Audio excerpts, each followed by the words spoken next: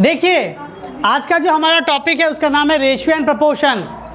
ठीक है, आज का जो हमारा टॉपिक है उसका नाम क्या है? Ratio and proportion. तो अभी के स्टार्टिंग वाले वीडियो में हम या फिर स्टार्टिंग वाले जो टाइम है अभी भी उसके अंदर सिर्फ रेशियो के बारे में डिस्कस करेंगे। ध्यान दीजिए, रेशियो क्या है?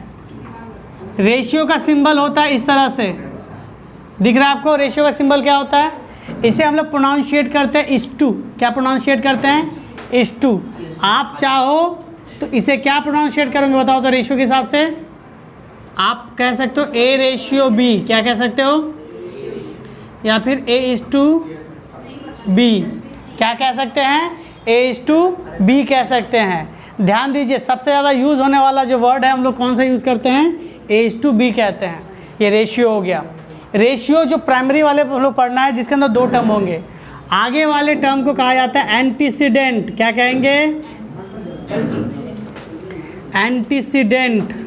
पीछे वाले को क्या कहेंगे? कंसीक्वेंट। अच्छा, मैं आपका एंटीसीडेंट और कॉन्सिक्वेंट नाम क्यों बता रहा हूँ? इसलिए बता रहा हूँ कि बहुत बार सवाल में आपको कह देगा if 6 is added to its consequent now the ratio become that. तो आपको पता होना चाहिए कि एंटीसीडेंट किसे कहा जा रहा है, कॉन्सिक्वेंट किसे कहा जा रहा है। ठीक है, रेशियो कभी भी आप ए इज टू बी के रेशियो में लिखते हो तो इसको और एक किस फॉर्मेट में लिखा जा सकता है? देखिएगा, ए इज टू बी दिख रहा है ना, आप इसको ए बाई बी भी लिख सकते हो। ठीक है, याद रखिएगा 2 इज टू 3 रहेगा तो मैं इसको क्या लिख सकता हूँ? 2/3। 2 इज टू 1 रहेगा तो क्या लिख सकते हैं? 2/1। लेकिन 2/1 को आप 2 नहीं लिख सकते क्योंकि रेशियो के पास दो टर्म था, यहाँ पे सिंगल टर्म आप नहीं लिख सकते हैं, तो आपको 2/1 ही तक लिखना होगा। अब इसका आप नहीं, लेकिन आपको रेशियो से दिखाना ना, इस तरह से होता है। ये हुआ रेशियो का फॉर्मेट।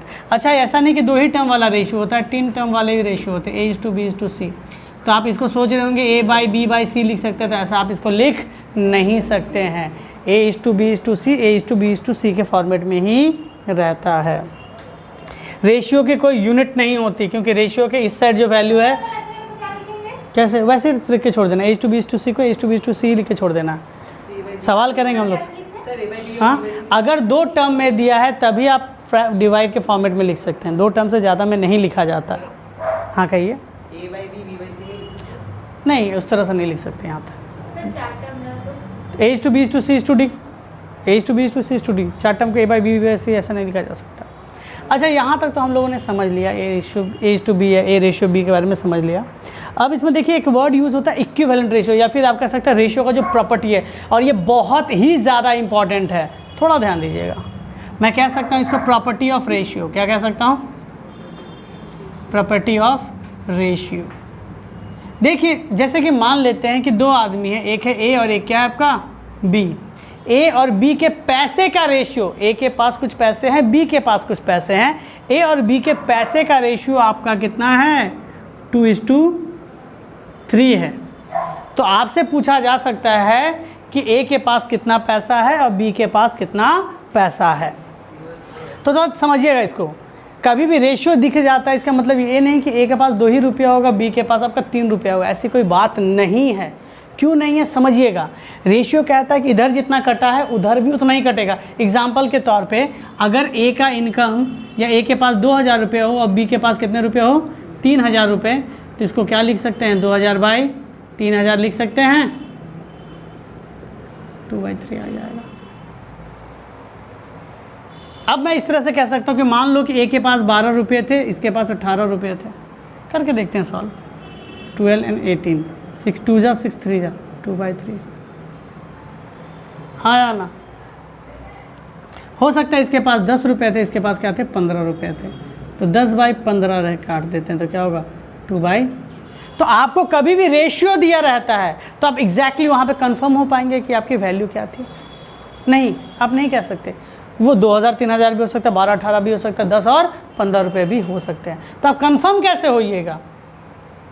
ठीक है, तो यहाँ पे आप एक प्रॉपर्टी देख पा रहे हैं जिसके बारे में बात कर रहे थे। देखिएगा इधर, अगर कोई भी ratio A is to B दे दिया आपको कितना? 2:3, तो रेशियो की पहली प्रॉपर्टी ये है कि इधर जितना गुना करेंगे उधर भी उतना गुना करेंगे। क्या हो रहा है देखिए, अगर मैं 12 और 18 के बारे में बात करूँ तो इधर मैंने अगर 6 गुना किया तो इधर भी मैं क्या गुना करूँगा? तो क्या हो जाएगा? 12:6 18। तो प्रॉपर्टी नंबर 1 रेशियो कहता है इधर जितना गुना करोगे उधर भी उतना गुना करो, वैल्यू चेंज नहीं होगी। दिखने में मॉडिफाइड लगता है लेकिन वैल्यू चेंज नहीं होती है, और इसका बहुत ज़्यादा यूज़ करेंगे हम लोग। और इसका एक दूसरा प्रॉपर्टी यहाँ से क्या निकल के आता है, यहाँ से दूसरा प्रॉपर्टी ये निकल के आता है, जिस तरह की 2000 और 3000 था, इसको आप जितना से डिवाइड कर रहे हो ना, इसको भी उतने से डिवाइड करो, वैल्यू चेंज नहीं होगी।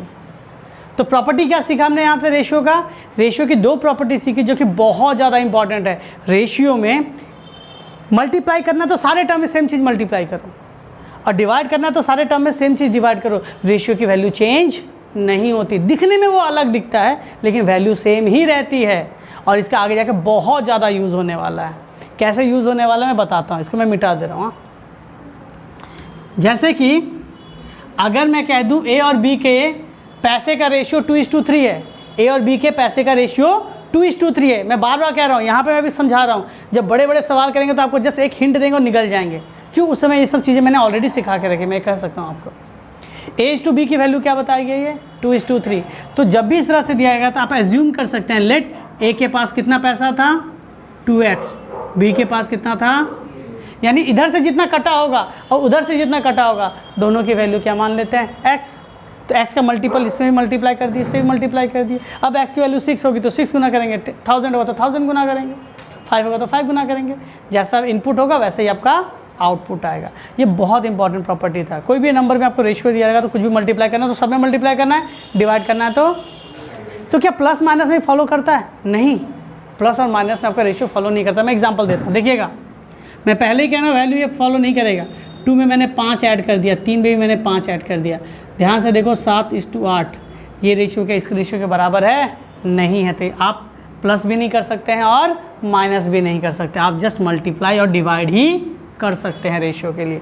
समझा पाए, हाँ या ना। आपने देखो छोटे क्लास में पढ़ा होगा इक्विवेलेंट रेशियो किसे कहते हैं, तो इक्विवेलेंट रेशियो समझिएगा, इक्विवेलेंट रेशियो नाम से ही पता चल रहा है कि वो रेशियो बराबर होगा, इक्विवेलेंट होगा। एक एग्जांपल के तौर पे समझो इस तरह से, जब आप छोटे बच्चे थे, आप क्या हुआ 5 रुपये का एक केक लेके गए, आपका फ्रेंड क्या कर रहा है 5 रुपये का केक खा लिया, तो आप क्या करते हो, उसे 5 रुपये वापस मांग लेते हो, या फिर उसे 5 रुपये का कोई नया सा पेंसिल उसके पास 5 रुपये का रहता है, आप उसे ले लेते हो।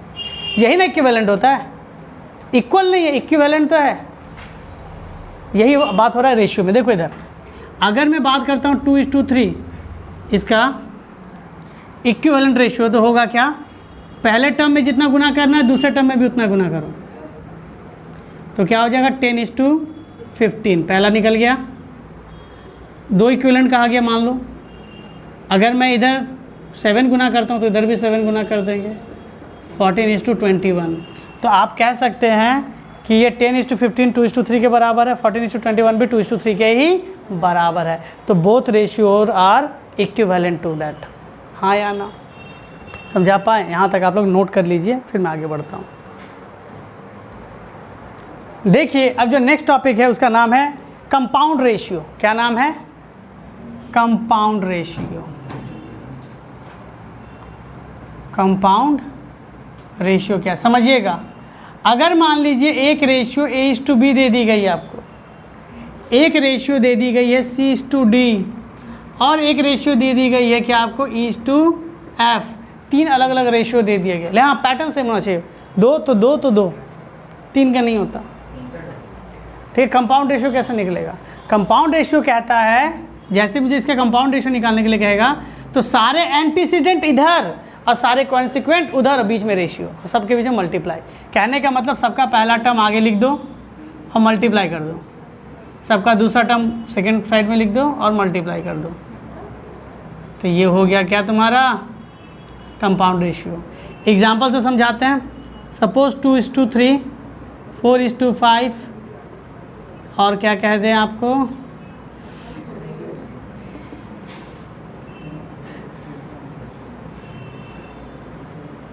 20:9, या 20 मान लीजिए, मैं कह देता हूँ क्या 7, इसका कहा गया कंपाउंड रेशियो निकालने के लिए। तो सारे एंटीसीडेंट एक तरफ, 2 4 20, सारे कॉन्सिक्वेंट एक तरफ। क्लियर है?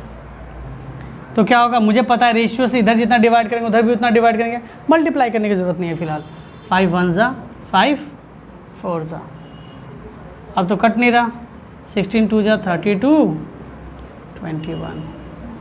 ये क्या निकला आपका कंपाउंड रेशियो या फिर मिक्स्ड रेशियो भी कहा जाता है। इसे क्या कहेंगे आप, मिक्स्ड रेशियो भी कहेंगे। हाँ या ना, समझा पाए यहाँ तक? सारे एंटीसीडेंट एक साइड, सारे कॉन्सिक्वेंट एक साइड, बीच में रेशियो, सब मल्टीप्लाई के हिसाब से आप काम करेंगे। देखिए जैसे मैं 2:3 4:5 20:7 दिया, तो देखो इसके आगे 2 है, इसके आगे 4 है, इसके आगे 20 है, सब एक तरफ ले देंगे। 3 5 7 सब उधर रख देंगे। अब देखो ये वाला इसको काटेगा। अगर आपको समझ नहीं आता है तो आप यहाँ पे ये कर सकते हैं, एंटीसीडेंट को ऊपर रख दीजिए, कॉन्सिक्वेंट को क्या रख दीजिए, नीचे रख दीजिए और काटिए, एक ही बात आने वाला है। तो ये क्या हो जाएगा, वैल्यू 32/21। तो 32/21 को 32:21 भी लिखा जा सकता है। ये था आपका कंपाउंड रेशियो। ठीक है, अब आगे बढ़ते हैं हम लोग। ठीक है, कंपाउंड रेशियो तो हो गया। अब बात करते हैं कुछ टर्मोलॉजी के बारे में, डुप्लीकेट रेशियो, ट्रिप्लिकेट रेशियो, सब डुप्लीकेट रेशियो, सब ट्रिप्लिकेट रेशियो और रेसिप्रोकल रेशियो। ये कुछ टर्म है, उसके बारे में जान लेते हैं। बहुत छोटे छोटे टर्म हैं, अभी तो हम लोग रेशियो में ही हैं। हाँ, देखिए सबसे पहला मान लेते हैं कि A:B आपको एक रेशियो दिया हुआ है। A:B क्या आपको एक रेशियो दिया हुआ है। मुझे इसका कहा गया डुप्लीकेट रेशियो निकालने के लिए। क्या कहा गया,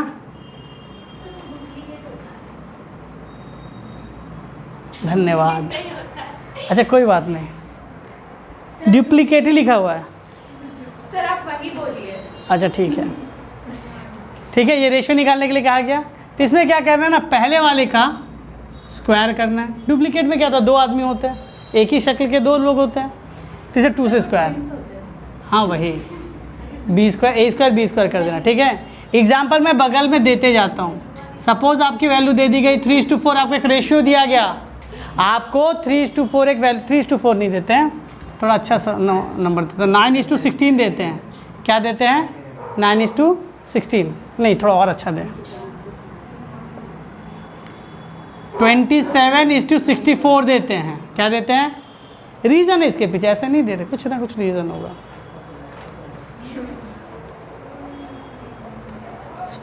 नहीं, इसको 81 देना पड़ेगा। कितना एग्जाम्पल चेंज करना पड़ रहा है, इतना क्लियर हो गया। अब मुझे कहा गया डुप्लीकेट रेशियो निकालने के लिए। क्या कहा गया, डुप्लीकेट रेशियो, 9:8 का डुप्लीकेट रेशियो निकाला, सॉरी। तो इसका डुप्लीकेट रेशियो क्या होगा, हाँ सर, बैठ के कंफ्यूजन दूर कर लीजिए उसका। अच्छा डुप्लीकेट रेशियो क्या होगा, देखो पहले टर्म का स्क्वायर और दूसरे टर्म का स्क्वायर, कितना हो गया, 81:64, ये डुप्लीकेट हो गया। अब होता है क्या, सब डुप्लीकेट रेशियो। सब डुप्लीकेट रेशियो क्या है, सुनो इधर।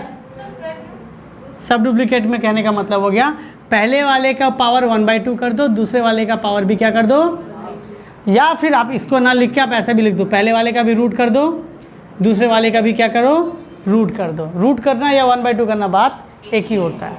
तो यहाँ पे सब डुप्लीकेट रेशियो में किसका निकालता हूँ, मान लो आपको क्वेश्चन एक दिया हुआ था 81:16, इसका सब डुप्लीकेट का निकालने के लिए तो क्या करना पड़ेगा पता है, 81 का स्क्वायर 16 का भी स्क्वायर, यानी 81 का पावर 1/2, 16 का पावर भी 1/2, तो क्या हो जाएगा 9 और ये क्या हो जाएगा 4, 9 9 जा 81 से 9 निकल गया, 4 4 जा 16 का 4 निकल गया। समझा पाए सब डुप्लीकेट। एक होता है ट्रिप्लिकेट रेशियो,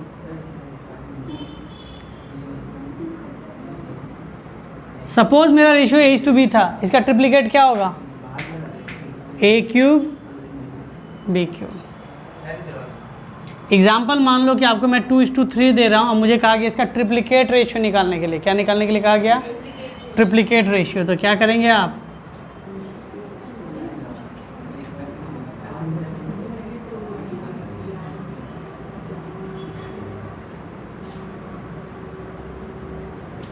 हाँ या ना?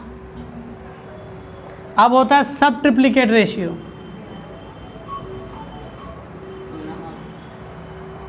ट्रिप्लिकेट रेशियो यानी पहले का, अगर आपका A/B दिया है तो पहले का पावर 1/3, दूसरे का पावर भी 1/3। ठीक है, एग्जाम्पल के लिए मैं लिख रहा हूँ यहाँ पे, आपको 8:216 दे दिया गया। 8 नहीं, मैं देता हूँ 27:216 दे दिया गया। ठीक है, तो इसका कहा गया सब ट्रिप्लिकेट रेशियो क्या होगा?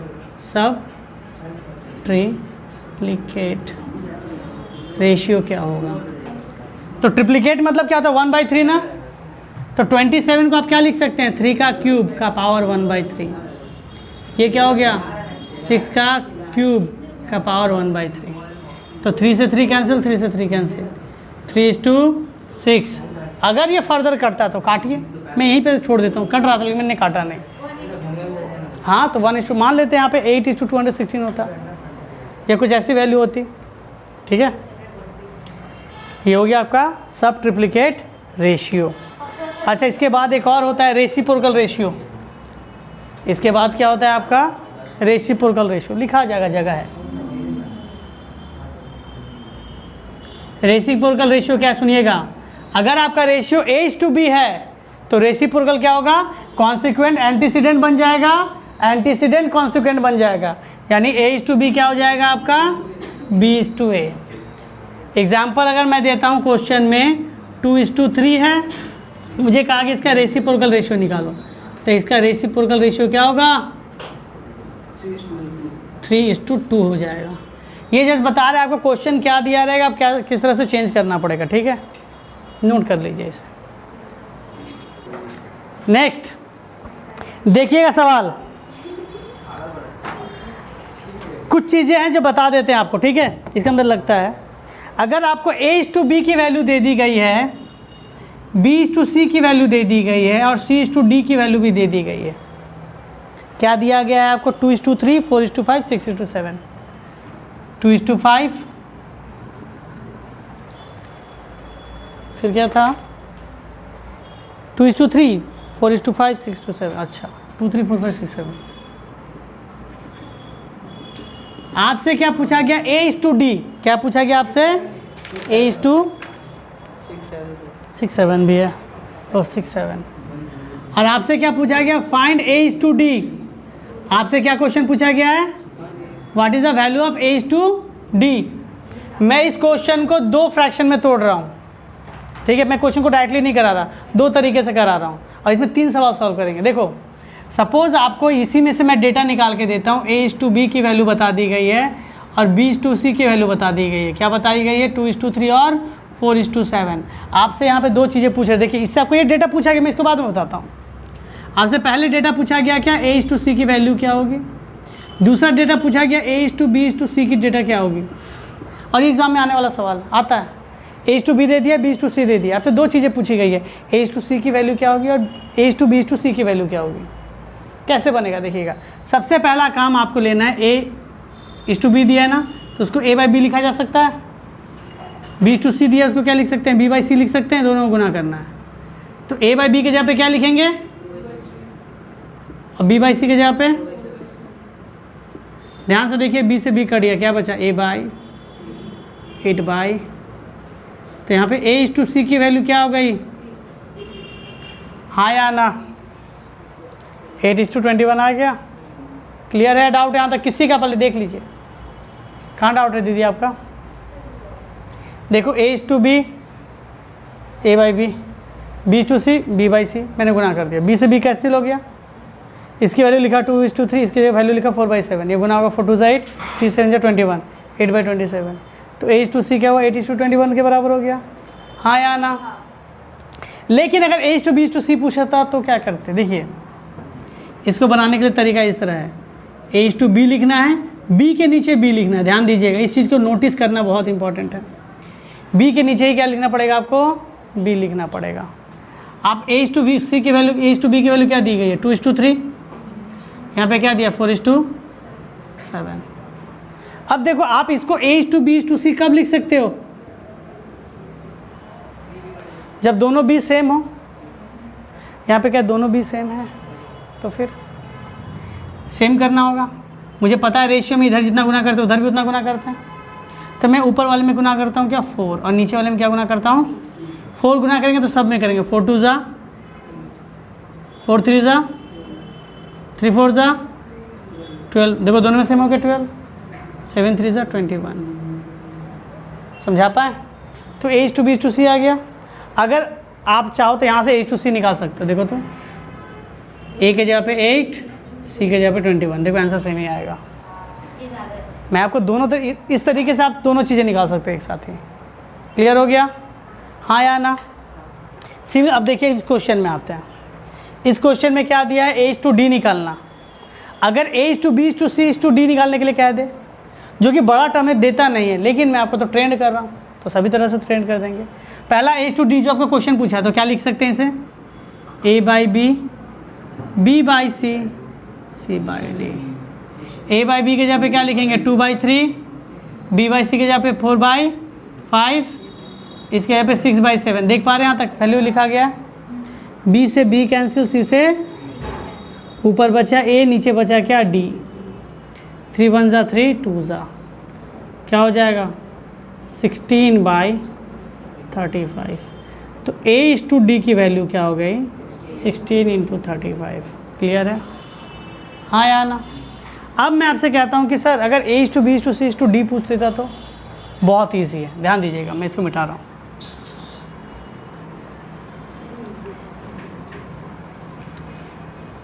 देखिएगा, अब देखिए इसके लिए मैंने क्या कहा, वही तरीका लिखना है। B के नीचे क्या होना चाहिए B, तो C के नीचे भी क्या होना चाहिए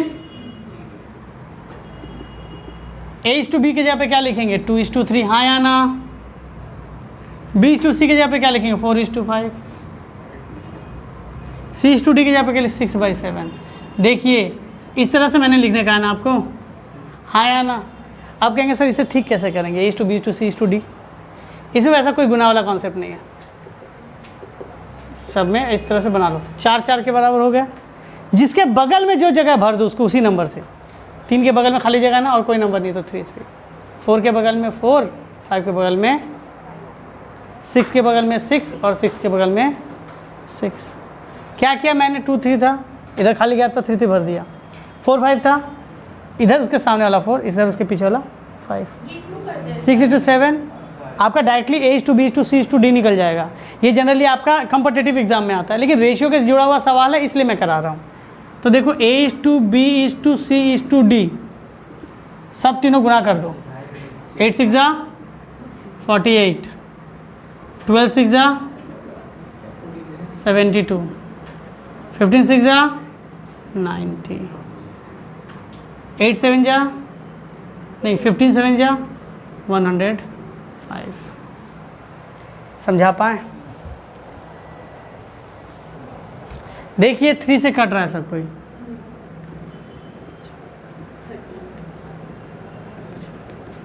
तो इसका आंसर हो जाएगा 16, 24, 30 और 35। अगर आपसे पूछता है H to D तो A और D की वैल्यू निकाल सकते हैं यहाँ से 16 और 35। देखिए मैच करेगा ही करेगा। ये एग्ज़ाम में आज तक पूछा हुआ नहीं गया है, लेकिन मैंने आपको थोड़ा सा बता दिया हिंट के हिसाब से। ठीक है, अगर H to B to C to D निकालने के लिए कह दे तो कैसे बनाएंगे, नोट कर लीजिए। देखिएगा नया सवाल, ये सवाल थोड़ा अच्छा सवाल है, देख लीजिएगा। इस तरह के सवाल आते हैं 3A is equal to 4B is equal to 6C, find H to B to C। कैसे निकलेगा ये? तो देखिए गिवन में क्या दिया आपको 3A is equal to 4B is equal to 6C दिया है। तो अच्छा ये इसके बराबर है, ये इसके बराबर है, मान लेते हैं किसके बराबर है K। अब यहाँ पे K मिलेगा। रेशियन प्रोपोर्शन में X नहीं चलता बाबू, यहाँ पे सिर्फ क्या चलता है आपका K। तो क्या मान लेंगे किसके बराबर है K। अच्छा ये इसके बराबर, ये इसके बराबर, ये इसके बराबर, यानी कह सकते हैं कि 3A किसके बराबर हो गया K। तो A की वैल्यू क्या हो गई K by 4B K। B की वैल्यू क्या हो गई K बाई 6C किसके बराबर है K। C की वैल्यू क्या हो गई K बाई 6। हाँ या ना? 3 इज इक्वल टू के, तो ए की वैल्यू के बाई 3। अब ध्यान दीजिए, आपसे क्या पूछा है, a is to B is to C. देखिएगा a के जगह पे k is to K by 3, K by 4, के बाई 6, हाँ या ना। शॉर्टकट तरीका क्या, सुन लीजिए, पहले के सब में मल्टीपल है, सबसे के काट देंगे, कट जाता है के कट जाता है। मैं बता रहा, रेशियो के सवाल जब भी कीजिएगा के लेट करके आपका आएगा, लेकिन अंत तक के गायब होना ही है, के का कोई अस्तित्व नहीं रहता, वो जब सवाल सॉल्व करने के लिए आता है। इधर देखिएगा, ये मेरा रेशियो हो गया, हाँ या ना, रेशियो है दीदी, इधर देखो 6:4 है ना, तो 2 का मल्टीपल 2 3 जा 2 2 जा, कट जाएगा। रेशियो सेम मल्टीपल है, इसका मतलब क्या होता है, इसका मतलब क्या होता है, k into 1/3, k into 1/4, k into 1/6, तीनों k का मल्टीपल है ना, k से k क्या होगा, कट जाएगा। सबसे आप k काट सकते हो, ठीक है, सेम मल्टीपल सेम डिवाइड होगा। अब देखो इधर 1/3, 1/4, 1/6, ये फ्रैक्शन जब भी आ जाएगा रेशियो में बहुत ईजी है, इन सब का एलसीएम निकाल लो। बहुत लोग क्या करते हैं ना, इनका एलसीएम पहले निकालते हैं, कितना आ रहा है देखिएगा, तो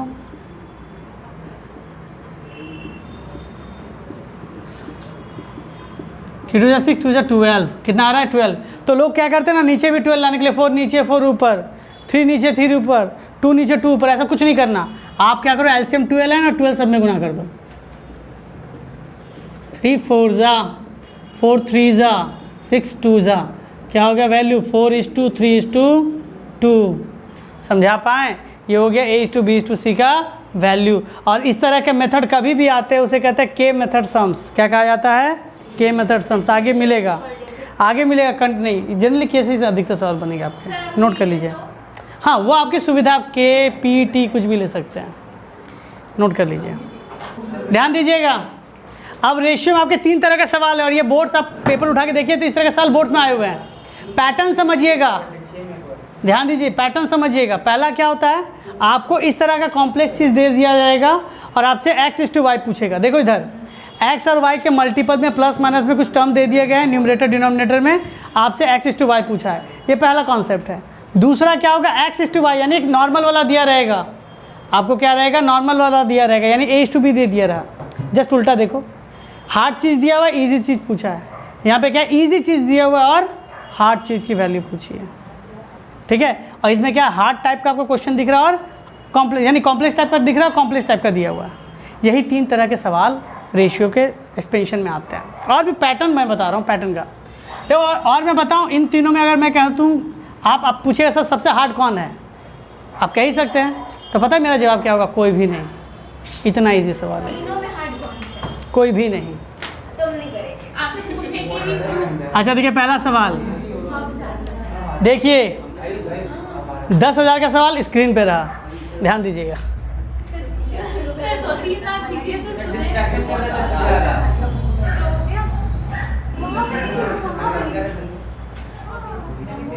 आप सॉल्यूशन लिखिएगा, देखो इधर मैं पहले वाला का सॉल्यूशन लिख रहा हूँ। सॉल्यूशन लिखेंगे, गिवन, आपको गिवन ये दिया हुआ है, ध्यान दीजिए, आपको गिवन ये दिया हुआ है, हाँ या ना। अब क्या करना, आप इसे क्रॉस मल्टीप्लाई कर दीजिए। क्या कर दीजिए, क्रॉस मल्टीप्लाई। तो मैं जैसे क्रॉस मल्टीप्लाई करूँगा तो क्या होगा,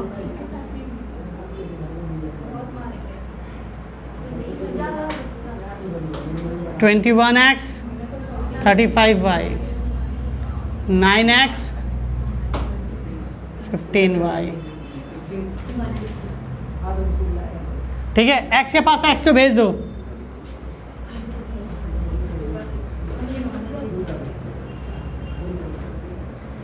(21 से 9 जाए कितना हो जाएगा, 12x 50y, ठीक है। अब देखो x है ना, इसके नीचे y भेज दो, इसका 50 था, ये 12 नीचे भेज दो। बात सुनो इधर, वापस गुने के 12x हो जाएगा, वापस गुना करेंगे 50 हो जाएगा।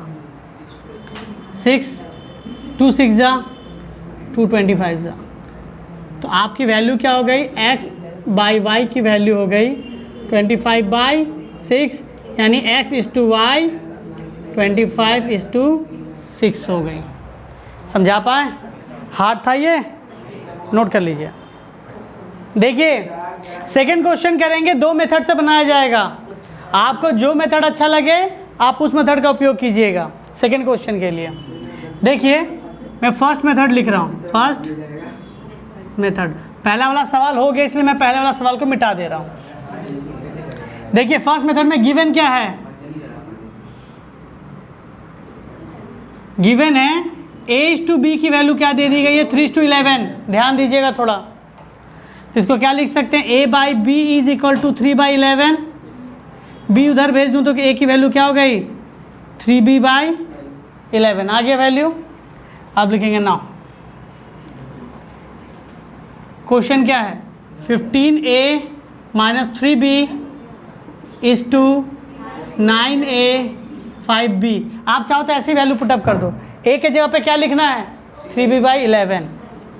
15 a के जगह पे क्या लिखेंगे 3b/11, ये 3b, सर ये है इस टू। a के जगह पे क्या लिखेंगे 3b/11 प्लस 5b। इसको करेंगे सॉल्व तो हो जाएगा 45b/11 minus 3b, 27b/11 plus 5b। Cross multiply करेंगे तो हो जाएगा 45b minus 33b/11, 27b plus 55b/11, तो ये हो जाएगा 2 और ये 12b। 45b से 33b जाएगा तो क्या हो जाएगा 12b/11 और ये हो जाएगा 2 कैरी 1 8, 82b/11। ध्यान दीजिएगा इसको सॉल्व कैसे करेंगे। देखो नीचे वाले से नीचे वाला क्या होगा कट जाएगा, नीचे वाले से क्या होगा नीचे वाला से मल्टीपल है कट जाएगा, b से b क्या होगा कट जाएगा, 2 6 जा 2 41 जा 6 is 2 41, 6 is 2 41। ये कौन सा मेथड था फर्स्ट मेथड था, ठीक है। अब अल्टरनेटिव मेथड ध्यान दीजिएगा, अब क्या करेंगे अल्टरनेटिव मेथड सेकेंड मेथड, और मेरे हिसाब से सेकेंड मेथड आपको सबसे सुंदर आने वाला है। हाँ सेकेंड मेथड सबसे पसंद आने वाला देखिएगा, क्योंकि के मेथड है, के मेथड बहुत इजी होता है। देखिएगा गिवन क्या है, गिवन है a/b की वैल्यू है 3:11, ठीक है। तो आप देखिए इसको कीजिएगा क्या, आप इसको लिख सकते हैं a/b इज इक्वल टू 3/11, हाँ या ना। देखिए पहले लिख सकते हैं, आप 3 को इधर भेजिए b को उधर भेजिए तो क्या हो जाएगा a/3 is equal to b/11 होगा, हाँ या ना। a/b 3/11, देखिएगा मैं मल्टीप्लिकेशन मैंने किया, b उधर भेजा 3 को नीचे भेज दिया। आप ध्यान से देखो, आप इधर गुना करते तो 11a और 3b होता कि नहीं, अभी भी गुना कीजिएगा तो 11a 3b होगा। मैं पहले ऐसा लिख दे रहा हूँ, इसमें पता पहले तकलीफ है, बाद में बड़े अच्छे से बहुत आराम से बनेगा सवाल। इसको मान लीजिए के, क्या मान लीजिएगा के लेट के लीजिए। के मेथड कभी भी आ जाए तो समझ लो क्वेश्चन बहुत इजी होने वाला है, रेशियो में यहाँ नंबर पूरे उठते हैं। ध्यान दीजिएगा, तो a/3 भी किसके बराबर हो जाएगा के, तो a की वैल्यू क्या हो गई 3k, b/11 की वैल्यू k, b की वैल्यू क्या हो गई 11k। अब कहेंगे सर कहाँ इजी हुआ, कहाँ इजी हुआ आपका सवाल। अब क्वेश्चन बनाइए, इसका क्वेश्चन क्या था ये अकॉर्डिंग टू द प्रॉब्लम लिख लेते हैं। देखिए इतना छोटा में ही बन जाएगा, आपको इतना लंबा सॉल्व करने लगा इसमें इतना छोटा बन जाएगा। कैसे देखिएगा, आपका सवाल क्या है 15a minus 3b 9a plus 5b, यही ना है, हाँ या ना बोलिए। अब a की वैल्यू पुटअप कर दीजिए तो क्या होगा 15 इंटू 3k 11k, b की वैल्यू पुटअप कर दिए 9 इंटू 3k 5 इंटू 11k, तो क्या हो जाएगा 45k minus 33k 27k plus 55k, minus करेंगे तो 12k हो जाएगा, और ये माइनस करेंगे तो प्लस करने पे 7 5 12 हाथ में 1 82k, ठीक है। k से क्या होगा के कट जाएगा, 2 6 जा 2 41 जा 6 is 2 41। अब आपको जो मेथड इजी लगे वो कर लीजिएगा सॉल्व। सर ऑब्वियसली के वाला, हाँ क्योंकि इसमें क्या हो रहा है बहुत सारा फ्रैक्शन आ जा रहा है, एलसीएम करना पड़ रहा है, सॉल्व करना पड़ रहा है, मेथड थोड़ा ट्विस्टेड हो जा रहा है। ये सवाल ये मेथड में स्टार्टिंग में थोड़ा दिक्कत है लेकिन बाद में बहुत ही आसानी से बन जाता है, नोट कर लीजिए। देखिए नेक्स्ट क्वेश्चन, 2 नंबर क्वेश्चन हो गया है। अब आते हैं थर्ड वाले क्वेश्चन में। देखिए इसमें क्या है, एक कॉम्प्लेक्स चीज़ दिया हुआ है, एक कॉम्प्लेक्स चीज़ पूछा है। ये 2 स्टेप में बनेगा। कितने स्टेप में बनेगा? 2 स्टेप में। देखिएगा सॉल्यूशन, मुझे क्या पता है, 4x² + xy = 3xy - y², 12:5। Clear है? मैं इसे क्या करूँगा, फ्रैक्शन में लिख दूँगा।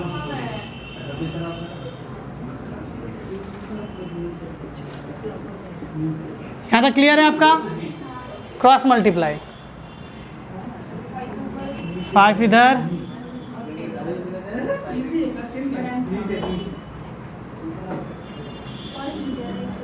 तो क्या हो जाएगा, 20x², 5xy, 36xy, 12y²। Clear है? हाँ या ना? अब क्या करते हैं हम लोग इससे,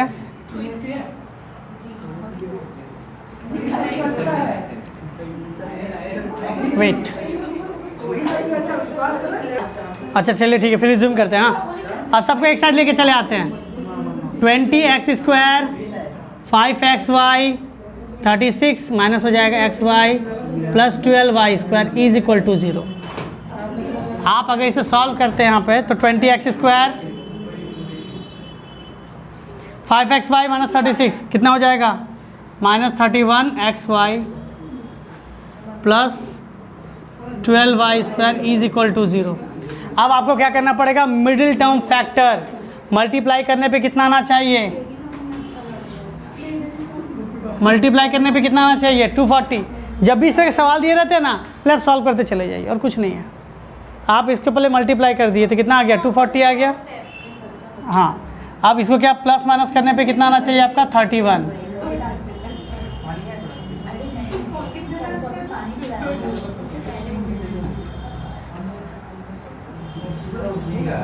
16 और 15, 20x², 16 + 15xy, थोड़ा शांत प्लीज़,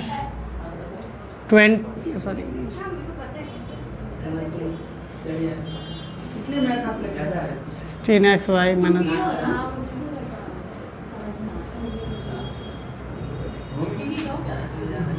4x निकालेंगे तो क्या हो जाएगा,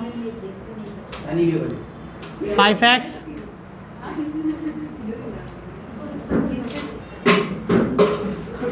3 निकालेंगे, y, 5 ज़ा 4y, 5x - 4y, और ये हो जाएगा 4x - 3y = 0। 2 टर्म मल्टीप्लाई कभी 0 नहीं देता, तो आइदर क्या हो जाएगा, आइदर 5x - 4y = 0। सो 5x = 4y। x/y की वैल्यू क्या हो गई, 4/5। और क्या होगा,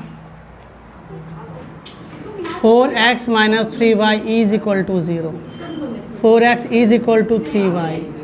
x/y क्या हो जाएगा, 3/4। तो देखो यहाँ से 2 वैल्यूज़ निकली, x/y यानी x/y की वैल्यू निकली 4:5, और x/y की वैल्यू निकली 3:4।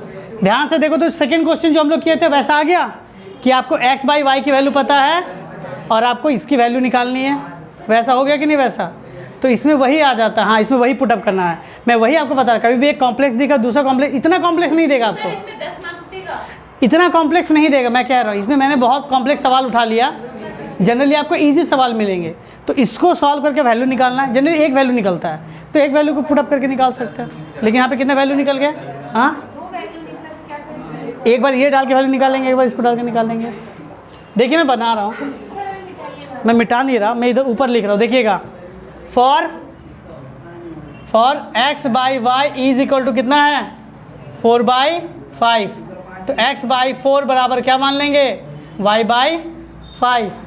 तो इसकी वैल्यू क्या मान लेंगे, k। x की वैल्यू क्या हो जाएगी, 4k, y की वैल्यू क्या हो जाएगी, 5k। अब निकालेंगे गिवन जो क्वेश्चन था, x + 2x + y। x यहाँ पे 4k, 2y के जगह पे क्या लिख देंगे 5k